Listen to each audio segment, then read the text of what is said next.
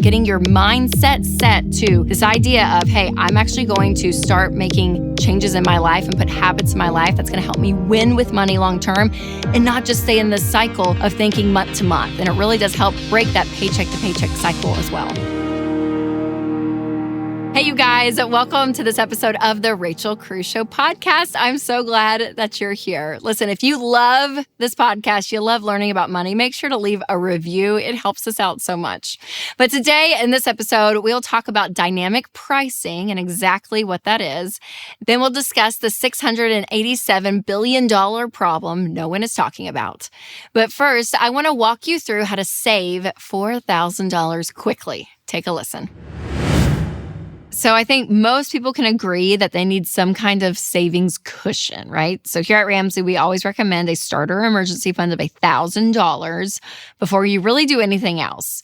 But I also know that this is easier said than done because a lot of people just feel like they're stuck living paycheck to paycheck. So if you're feeling this way and you need to make some progress when it comes to your savings, we're going to chat about that today. And specifically, I want to talk about how you can save $4,000 fast. And trust me, it's not as daunting as you might think.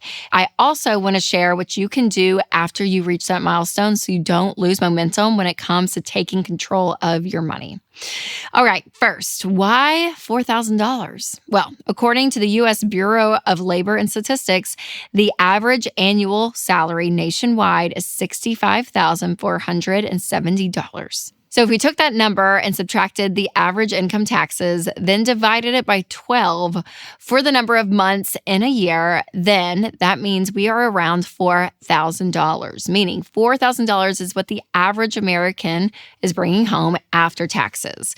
So it's essentially like having an entire month's salary saved, which is a huge goal and wonderful.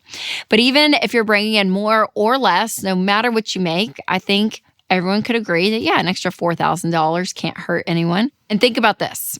Once you've paid off all of your debts and you focus all of your energy then on getting a fully funded emergency fund of 3 to 6 months of expenses, well, aiming for $4,000 as your first goal of getting there feels more realistic and reachable, right? So that's what we're going to talk about. How do you even get there? First, what I would say is to clamp down on your existing budget. You need to be very aware of where every single dollar is going. So tracking your budget is really key. And I recommend using Every Dollar because this is a great budgeting tool to help you know, hey, this is where our money's going and you can adjust your spending. And if you want to check it out, I'll make sure to put a link in the description for you guys. Now, take a close look at your spending habits and think, okay, where can we cut back? Because again, some of this, you guys, is just the rhythm of life that when you get in over and over and over and month after month, year after year, you don't really realize, oh my gosh, where is our money going? And maybe if I take something out or I lower a category, we actually could be okay. I even did this for myself. I kind of got in the habit of oh yeah, I'll splurge on a shirt. It's $15 here, $20 there. It's in the budget. It's fine. And then I gave myself 30 days where I'm not going to buy clothes. And it's amazing when you just say, oh yeah, I was kind of doing that. And again, I had some money budgeted, so it was part of the plan. But when you say, well, why is that a rhythm for me? Why don't I just stop? And you stop, you're like, oh, well, there you go. It's even like streaming services. Maybe you got Apple TV to watch a show and now it's over and you're like, why are we still paying for Apple TV? Let's cancel that, right? You kind of just end up in a rhythm. And what a budget does is it stops your rhythm to say, hey, take note of everything that you're spending money on. And you might actually say, oh yeah, I don't really need that. Or wow, Starbucks is coming up a lot in the budget. What if I cut some of that out, right? So it is amazing what happens, that power and control that you have. Now, I know that food costs and eating out is a big one for people. So maybe you meal plan and say, hey, let's say, that we're going to eat in 5 days throughout the week or 6 days. And maybe you have one cheap meal where you go out. But overall, you plan where your money's going. You plan what kind of meal you're going to have.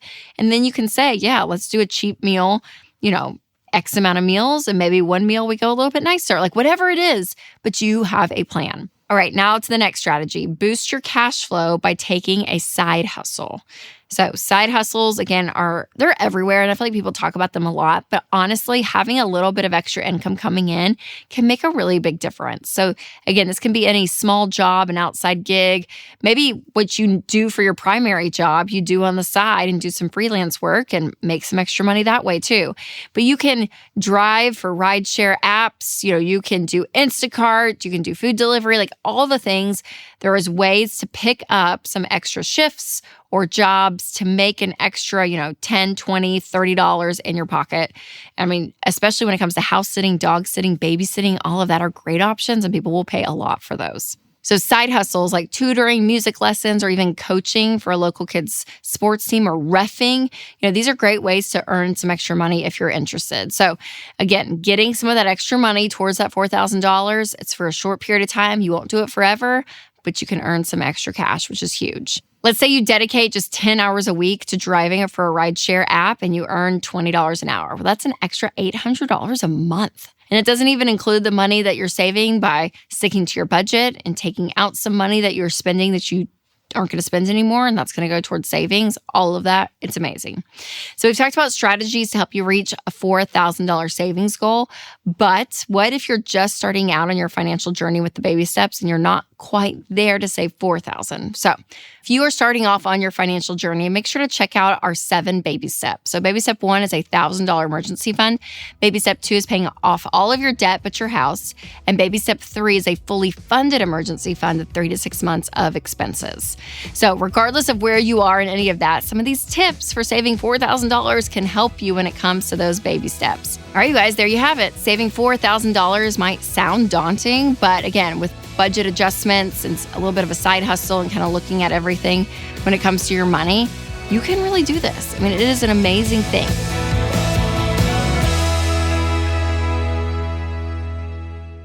Well, hey, you guys, so when you go against what society thinks is, quote, normal, even like avoiding debt, for example, it might feel weird at first. And you know what? That is totally okay.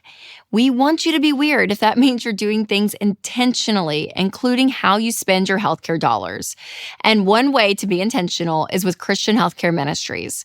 CHM isn't health insurance. They're a health cost-sharing ministry that's helped hundreds of thousands of families like yours take care of healthcare costs without sacrificing their freedom. Programs start as low as $92 a month. Find out more and join at chministries.org/budget. That's chministries.org/budget. So today I'm going to talk about a common theme that I keep seeing in the marketplace, and that is called dynamic pricing, which sounds very official and trustworthy at first, right?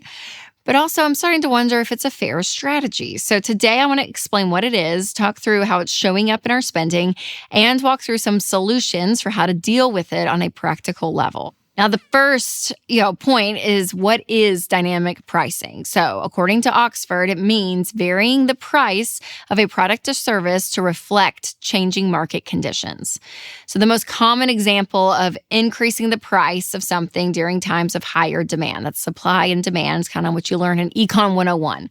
Now, you may have also heard this as a surge when it comes to pricing, or demand pricing. So those are also some terms being thrown around. But recently I saw an article about Wendys customers pushing back on their decision to raise food prices during popular meal times.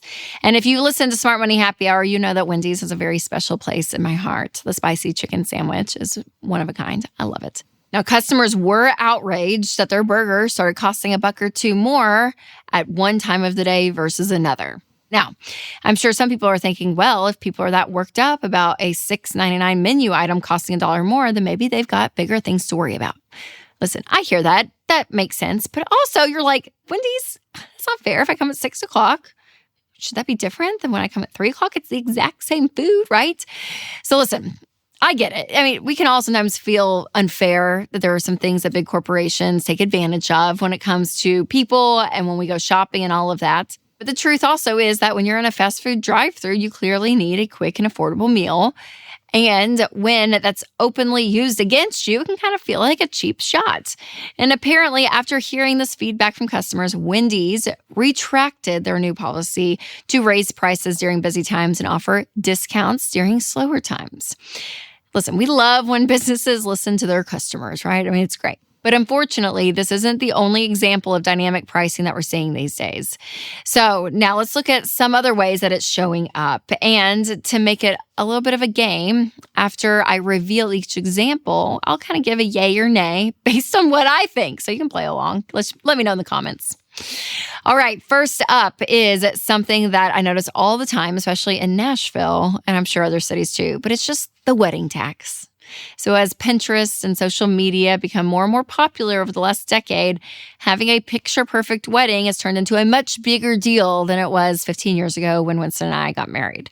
So again, I mean, golly, our wedding, y'all. I mean, there's some things you look back on, you're like, I would do that again. I'd probably still have my dress. I still think my dress was pretty. But I made my bridesmaids wear a champagne color, and it was just so unfortunate for everyone involved in a December wedding. So I apologize wholeheartedly to them. But it was like this gold red vibe that was very, very much going on in 2008. And yeah, unfortunately, my wedding got caught up in that. So there are some trends we wish didn't happen, but they did.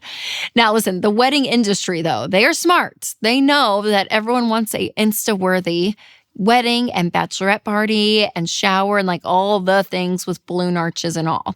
And so what happens though is that just putting the word wedding in front of something, people can kind of start taking advantage of. So venue, flowers, catering, music, photographers, hair, makeup, drinks, you name it. If you got wedding in front of it, it's going to be more. And people started calling this the wedding tax because the cost of services are marked up significantly because it's for a wedding.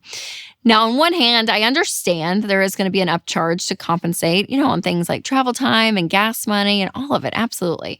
Or say your hairstylist usually works Mondays to Fridays, but your wedding is on a Saturday, so they're going to give up part of their weekend. So yeah, they're probably going to charge more for that. Again, supply and demand, totally understand. But also some venues will raise or lower their prices on certain days because they know they're going to make more, obviously on weekends. Or even, cakes. If you say it's a wedding cake, they have shown that it is significantly more expensive because of that. So again, you're going to get these price spikes depending on if it's a wedding or not. So I'm going to say nay because I have heard so many people planning a wedding and using vendors that are not wedding vendors, but they're just going roundabout ways to get flowers or to get a cake and all that.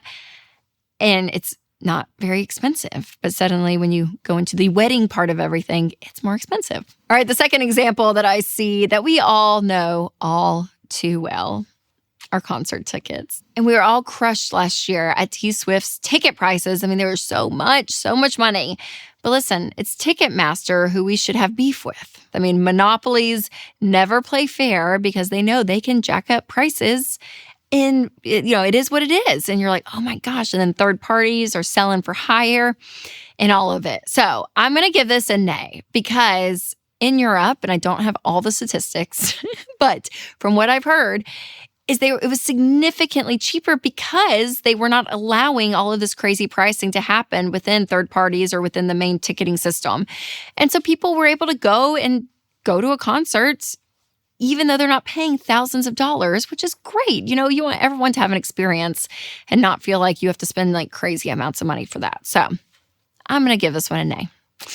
All right, the third example is ride-sharing apps like Uber or Lyft, and they do jack up prices depending on certain locations and certain times of the day. So for example, if there's a massive sporting event, cost of the ride is going to be more when it ends. Or have you ever noticed how expensive rides are to and from the airport specifically? So listen, they know that you are desperate for them, so you are going to pay them. Okay, I am going to give this one, I'm going to give it a yay medium because I do think if I am a driver and I'm going to have to go to downtown Nashville, let's give Taylor Swift's example, right? To a Swiftie concert where tens of thousands of people are coming out of this concert. It's going to be chaotic. It is. Your level of stress is going to be higher to be okay, I got to find the person, the rider, all of this. You're sitting in way more traffic. It's chaos and crazy.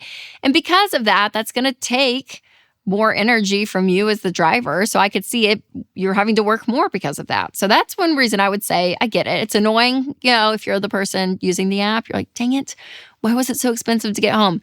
But I do think the more inconvenient a situation is for someone, the more they can charge for it. And I think I'm okay with that. I get that. All right, the next example may or may not have to do with your smartphones betraying us, which is exactly why I first want to tell you about one of our sponsors, DeleteMe. So you guys, scammers are everywhere these days. And I'll admit, I'm the first one to admit that I have fallen for a couple of these scams, and I'm not proud of it. Not proud of it at all. But listen, if you have fallen for them too, there is no shame. But that is one reason that I do love companies coming in and helping protect my information out on the internet. That is why I recommend DeleteMe. So DeleteMe gives me so much peace of mind. It finds and removes your personal info, like your home address, phone number, and more from hundreds of data broker websites, helping protect you from spammers, scammers, and online thieves, and potentially saving you a lot of time and money. So you guys, you have to check it out. Go to joindeleteme.com/Rachel for 20% off. That's joindeleteme.com/Rachel. All right, the fourth example is still a little bit of a mystery that I can't quite figure out if it's legit because I've seen evidence on both ends of this, but it's the idea that the algorithm of the internet is now working against us. So obviously, we've all noticed an increase in social media marketing. We mention a product once on our walk with a friend and suddenly on Instagram, like there's an ad for that thing. Or I even will do just the add to cart trick where I'll go shopping on a website and I'll just add stuff to the cart that I think is cute, but I won't buy it. It just kind of feels like I'm shopping. Well, now what people are saying is that these websites actually know your data and they actually jack up prices knowing that you are interested in an item, which is just wild. So again, these websites are adjusting prices for the items that you're interested in. And I've seen people on the internet claim that they, will check a flight price on the same website 3 times in 1 week, and it's different every single time. And sometimes if you're looking for the same flight, it actually ends up going up and up and up, and it doesn't give you a lower price because they know that you're looking at it. So again, I don't know if this is just coincidence or if this is a bargaining tactic or if this is the internet doing what the internet does with all the algorithms, but it is happening. So, I mean, I'm gonna have to go nay on this one too. I'm like, man, just because you know I want it, you're not going to give me the sale price or give me a lower price. I mean, that's not fun. That's not fun at all. But listen, no matter what you think about the marketing strategy that's out there, the good news is that in the end, you still get to call the shots when it comes to your money. And so having the control and the plan on knowing what you're going to buy, when you're going to buy it, it really does give you some power over what's going on out in the world, right? So if you have the money budgeted, you know what's going on, you can feel peace about making those purchases, regardless of the marketing strategy and the surging prices and all of it that is going on. Now, if you're feeling the pain of constant marketing tactics, or even just regular price increases on a daily basis on daily necessities, the best thing you can do is to have a budget. My favorite app is EveryDollar. This is the budgeting app that I use, that Winston uses, and it is fantastic. So you can go to everydollar.com/Rachel to get started today for free. And literally, it'll take you a few minutes to set up your first budget, and it is amazing.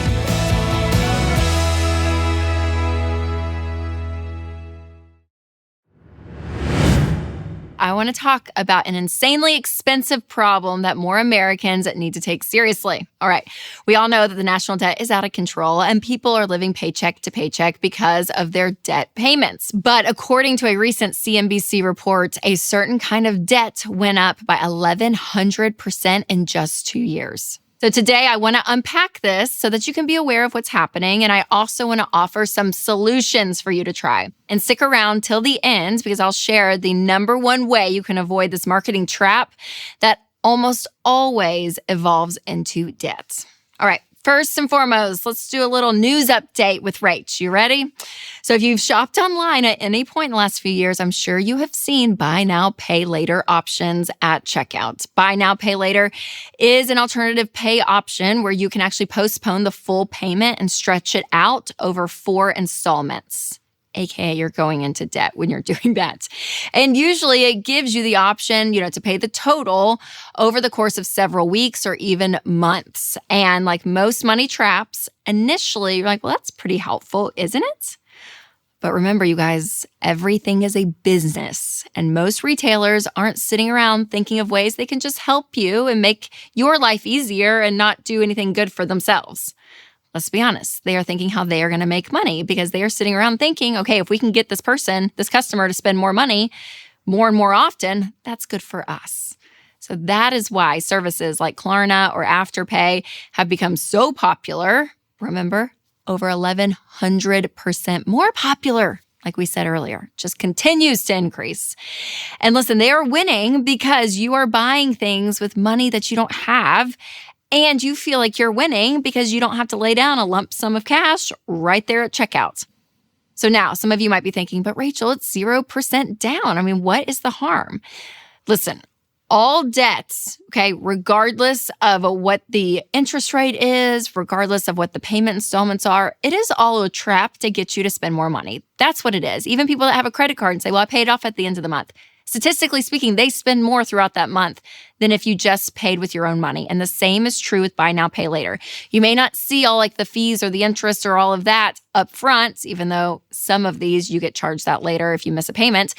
But overall, you're just thinking, well, this is good for me. But what happens is that you, over time, pay for these things. And on the front end, statistically, you're going to spend more, add more to your cart, believing that, okay, I can just take this one installment and I'm fine, and I'll be fine over the next 4 months. So you end up spending more. It's psychology. It's what we see. But when you spend your own money, you guys, there's something about saying, okay, I only have this much to spend, and that's what you spend, and that's it, which is beautiful. Now, people love to argue with Ramsey and feel like we overreact to things sometimes, but even major news outlets like CNBC are calling this out. In their words, it said, where there are loans, there is debt, and households are in more debt than we even know. And since this is relatively a new form of debt, economists are still trying to wrap their heads around the scope of this payment trend. But again, the numbers are astronomical. So currently, it's a $50 billion industry, but by 2028, buy now, pay later transactions could reach $687 billion. So clearly, this is a growing issue in real people's bank accounts. And over time, again, it is normalizing this new type of debt, and the consequences are getting worse. So now that we've broken down some facts, and before I share my number one tip down this slippery slope, let's talk about a few things that I want you to keep in mind.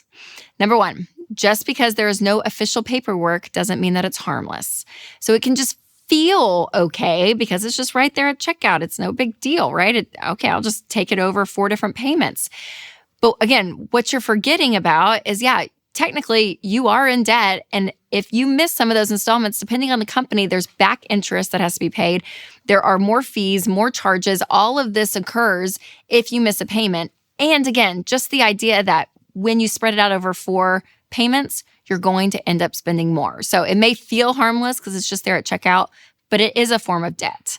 Number 2, businesses are not going to try just to help you out of the goodness of their hearts, okay? They are trying to make money. And when they see that they can make money, aka you are spending more money because of services like buy now, pay later, they are going to promote those services. So you're going to see them more and more and more. You're going to see more companies starting this. You're going to see it more at checkout when you're doing online shopping because they are making a crap ton of money off of you. And so they're succeeding and they're going to keep doing it. Number 3, if you don't have all the money that you need today to afford something all at once, you can't afford it. And there's an old quote that broke people would ask, okay, well, just how much a month? And wealthy people ask, well, how much in total? And again, you may be thinking, well, of course, wealthy people would ask that because they have the money for it. But the idea is that you're in this mind pattern of saying, hey, if I don't have the money for it, I'm not going to buy it. Because again, statistically speaking, you spend more with just the total amount when you go in payments, and you end up spending more on interest. So getting your mindset set to this idea of, hey, I'm actually going to start making changes in my life and put habits in my life that's going to help me win with money long term and not just stay in this cycle of thinking month to month. And it really does help break that paycheck to paycheck cycle as well. All right, number 4, who wants to pay for something that they've already used or that they're not fond of anymore? Kind of like what we just talked about. It's this idea that you may buy something and then 2 months later, the season changes, you're kind of bored of it, and you're still paying on it. Even worse, you think about food that you've already eaten and you're still paying on it. A movie that you've already seen and you're still paying on it. I mean, that's what ends up happening. We already are instant gratification creatures of habit. It's just like, oh my gosh, can I have this now? Okay. And then you look up 2-3 months later and it's like, oh yeah, I bought that thing. And you kind of forget about it. The excitement has dissolved and you're still paying on it. So again, save up and pay for things. Okay. So what do we do with all this info? Well, my number one tip for avoiding buy now, pay later is sticking to a monthly budget. This is it. Anytime we talk about spending money, you guys, I would probably always bring it back to the budget because it is the thing that you have to have. It is the spending plan that you have to be intentional with your money. And it allows you then to spend within your means. It allows you, I think, to be a responsible adult and to know, here's my limit, here's my boundary. But within that, you can enjoy it. You can have money set aside. I'm not saying to never go online and go shopping. But when you do it, you say, okay, yeah, here's the money that I have. And you can actually have more freedom spending it than the burden of thinking, oh gosh, can I afford this? Is this okay? And all the questions come up. You do it guilt-free, and it's way more enjoyable to live your life financially like that. Yep, buy now, pay later, you guys. Just skip it. Just go right to checkout and pay in full. All right, you guys, make sure to subscribe to this podcast and share it with all your friends and your family if you know that they want to handle money the right way. Well, thank you guys so much for listening. And remember to take control of your money and create a life you love.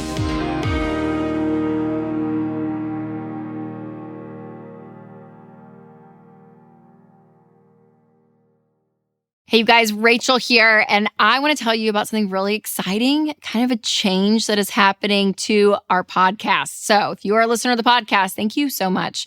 But I wanted to give you a heads up that starting next week, September 23rd, we're going to be changing it up a little bit and giving you 3 episodes a week rather than just 1. So we're going to be breaking up the normal episode that you get on a Monday, and we're going to be giving you those segments individually Monday, Wednesday, and Friday. So don't forget to come back on Wednesday and Friday because we'll have 2 new episodes. And I'm really excited about this because I know for me, sometimes it's hard to get through an episode. And so these are going to be more bite-sized content for you and your busy schedule. So I hope that you love it.